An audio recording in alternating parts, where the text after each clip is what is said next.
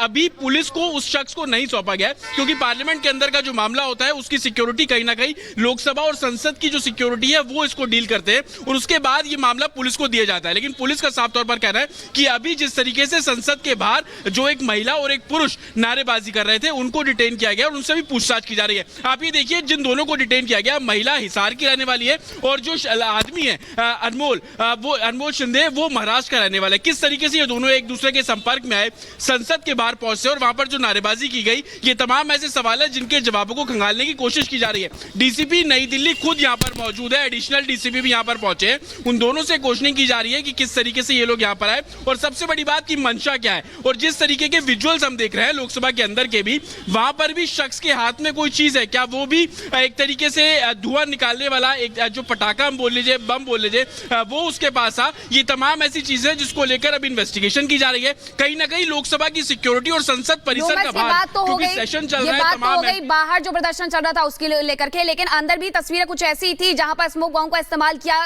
गया है और स्मोक बॉम्ब की जगह इनके हाथ में कुछ भी हो सकता था उस वक्त।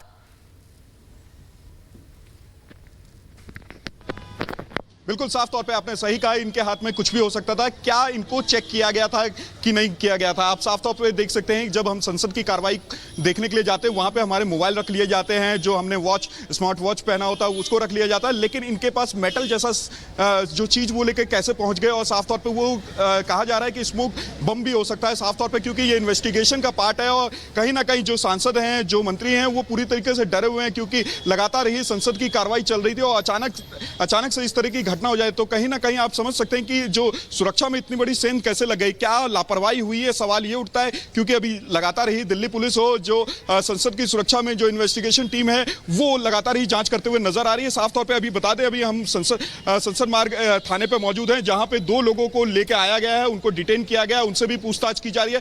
दोनों दो शहर के रहने वाले हैं, दोनों दो प्रांत के रहने वाले हैं, कहीं ना कहीं उनसे भी संबंध निकाला जा रहा है कि जो अंदर लोग कूदे थे क्या उनसे उनका कोई संबंध है कि नहीं है। साफ तौर पे लगातार ही दिल्ली पुलिस इस पूरे मामले में जांच करते हुए नजर आ रही है और देखने वाली बात होगी कि क्या निकल के सामने आता है, क्योंकि जो अंदर शख्स कूदा था, जिसके पास बताया जाए स्मोक बम जैसा वस्तु था, कहीं ना कहीं उसको डिटेन करके उससे विस्तार से पूछताछ की जा रही है।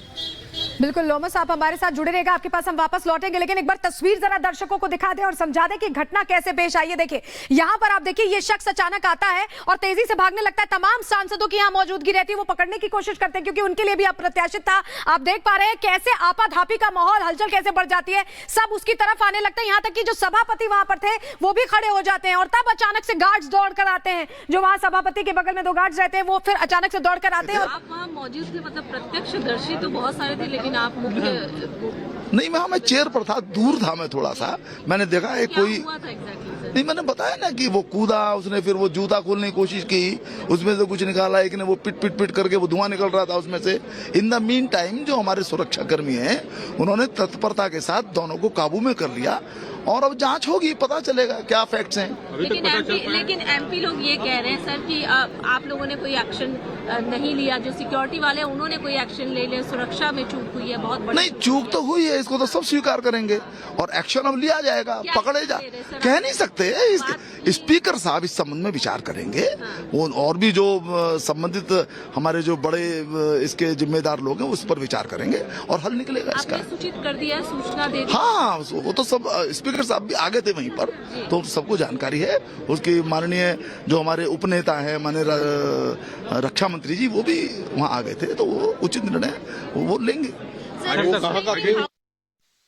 तमाम जो सांसद निकल रहे हैं वो बता रहे हैं कि कैसे ये घटना पेश आई है, कैसे अचानक आपाधापी का माहौल खड़ा हो गया। तस्वीरें भी हम आपको दिखा रहे हैं लगातार, कैसे वहां से लगातार अब जो सांसद हैं वो निकल रहे हैं, क्योंकि 2 बजे तक के लिए सदन की कार्रवाई को स्थगित कर दिया गया है।